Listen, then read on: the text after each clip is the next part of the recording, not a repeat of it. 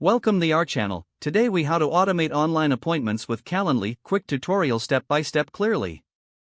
To start automating your online appointments with Calendly, the first step is to create a Calendly account. Visit the Calendly website and click on Sign Up. You can create an account using your email, Google account, or Microsoft account.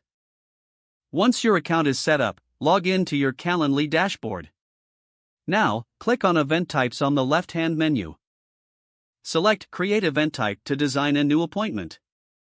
Choose the event duration that suits your needs, such as 30 minutes or 1 hour. Next, fill in the event name and description to inform your clients about the meeting. You can also set your availability under the When Can People Book This Event section. Specify the days and times you are available for appointments. You may also choose to add buffer times between appointments for scheduling flexibility. After setting your availability, move on to Advanced Settings. Here, you can set invitations and reminders to ensure your clients show up.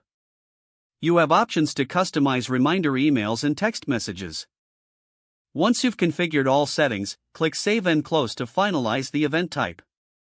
Now, you will see the newly created event type on your dashboard.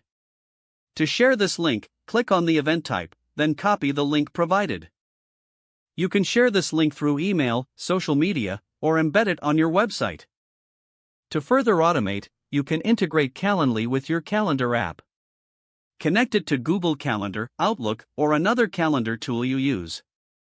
This integration will automatically update your availability in Calendly.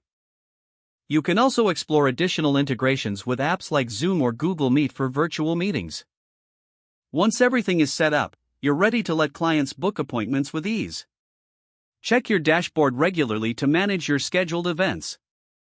Automating your appointments with Calendly will save you time and streamline your scheduling process. If the page does not load, refresh the browser or try again in a private or incognito window.